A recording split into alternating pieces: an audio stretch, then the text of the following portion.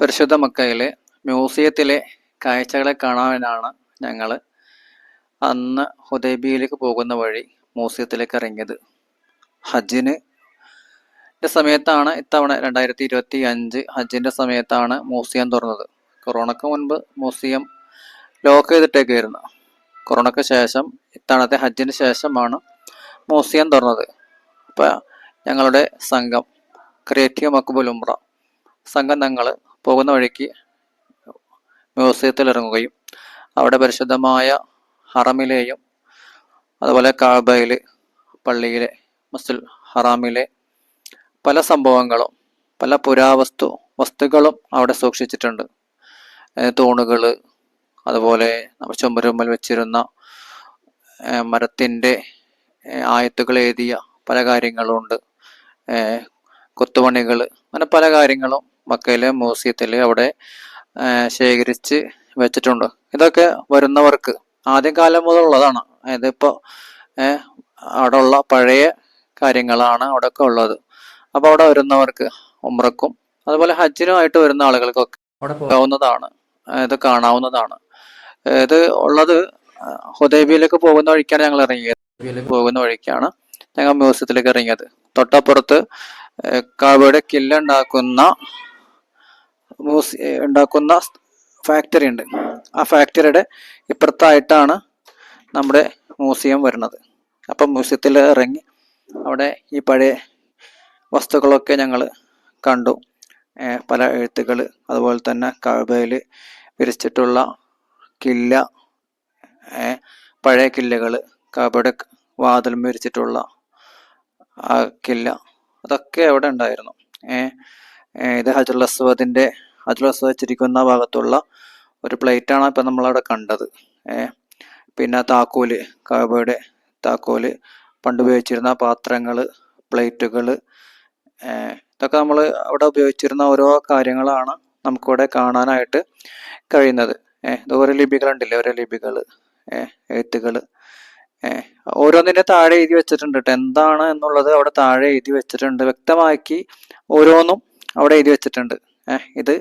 ഇതാണ് സംഭവം, എന്താണ് സംഭവം എന്നുള്ളത് ഒരു ചെറിയൊരു തകിടിലായിട്ട് അവിടെ എഴുതി വെച്ചിട്ടുണ്ട്. അപ്പോൾ നമുക്കവിടെ പോകുമ്പോൾ അതൊക്കെ കാണാം, നമുക്ക് പരിശോധിക്കാം, എന്താണെന്നുള്ളത് വ്യക്തമായി അറിയാം. അപ്പോൾ പോകുന്നവരൊക്കെ ഒന്ന് അവിടെ കയറണം കേട്ടോ. ഉമ്രക്ക് പോകുന്നവരൊക്കെ എന്തായാലും മ്യൂസിയത്തിലേക്ക് പോകണം. മ്യൂസിയത്തിലേക്ക് പോയിട്ട് ഇതൊന്ന് കാണണം.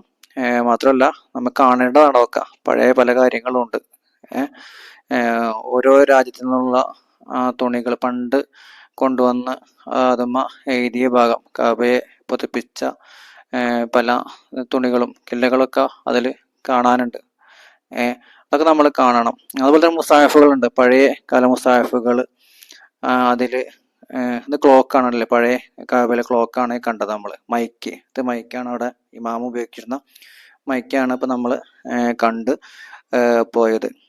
ഇത് ലൈറ്റുകൾ, അവിടെ ഉപയോഗിച്ച ലൈറ്റുകൾ, ഇത് മറ്റൊരു മൈക്കാണ് ഇപ്പം നമ്മൾ കണ്ടത്.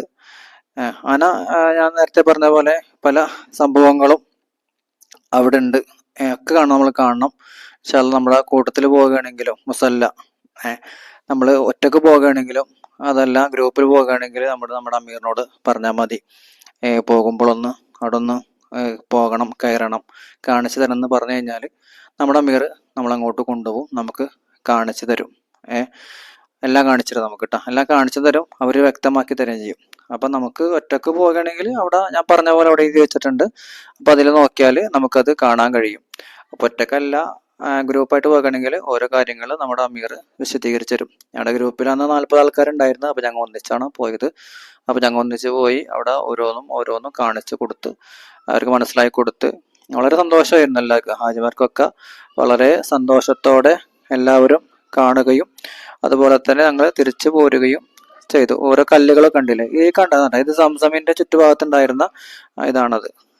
സംസം കിണറിൻ്റെ ചുറ്റുഭാഗത്തുണ്ടായിരുന്നതാണ് ഇപ്പോൾ കഴിഞ്ഞു പോയത്. അപ്പോൾ ഒരുപാട് സംസമിൻ്റെ ചുറ്റുഭാഗത്തും വെച്ചിരുന്ന വെള്ളം കോരുന്ന, സംസം കോരുന്ന ഒരു പാത്രം കൂടി അതിലുണ്ട്. ഇത് ഖുർആനാണ്, പഴയ ഖുർആൻ ഇപ്പം കണ്ടത് കേട്ടാ.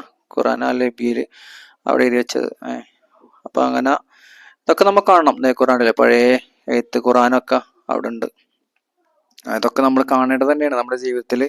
അവിടെ പോകുമ്പോൾ ഒന്ന് കാണുകയും അതുപോലെ തന്നെ നമ്മൾ ഒരുപാട് കാര്യങ്ങൾ ഉൾക്കൊള്ളാനുണ്ട്. അപ്പോൾ അതൊക്കെ അള്ളാഹു സുബ്ഹാനഹു വ തആല പരിശുദ്ധമായ ഉംറയും ഹജ്ജ് നിർവഹിക്കാനുള്ള തൗഫീക്ക് നമുക്ക് എല്ലാവർക്കും നൽകട്ടെ. അതുപോലെ തന്നെ പോകുന്ന സമയത്ത് ഇതെല്ലാം കാണാനുള്ള തൗഖത്ത് അള്ളാഹു നമുക്ക് നൽകട്ടെ. ആരോഗ്യത്തോടു കൂടെ ചെയ്യാനായിട്ട് അള്ളാഹു നമുക്ക് തൗഫീക്ക് നൽകട്ടെ. ജീവിതത്തിൽ ഒരുപാട് പ്രാവശ്യം ഉംറ നിർവഹിക്കാൻ, ഹജ്ജ് നിർവഹിക്കാൻ, ഹബീബായ റസൂലുള്ളാഹി സ്വല്ലല്ലാഹു അലൈഹി വസല്ലമ തങ്ങളുടെ അരികിലേക്ക് പോകാനുള്ള തൗഫീക്ക് അള്ളാഹു നമുക്ക് എല്ലാവർക്കും, ഈ വീഡിയോ കാണുന്ന എല്ലാവർക്കും തൗഫീക്ക് നൽകട്ടെ. എല്ലാവരും ഇതൊക്കെ ഷെയർ ചെയ്യുക, എല്ലാവർക്കും ഷെയർ ചെയ്ത് കൊടുക്കുക, എല്ലാവരും കാണട്ടെ കേട്ടോ. നമ്മുടെ ജീവിതത്തിൽ ഷെയർ ചെയ്ത് കഴിഞ്ഞാൽ അതിന് കൂലിയുണ്ട്. കാരണം അവർ കണ്ട് അതിൽ പ്രചോദനമായി കഴിഞ്ഞ് അവർ ഉംറക്ക് പോയി കഴിഞ്ഞാൽ അതിൻ്റെ ഒരു പ്രതിഫലം നമുക്കുണ്ട്. അപ്പം എന്താ ചെയ്യുക, നമ്മൾ ഷെയർ ചെയ്യുക, നമ്മളും ഉംറക്ക് പോകാൻ വേണ്ടി ശ്രമിക്കുക.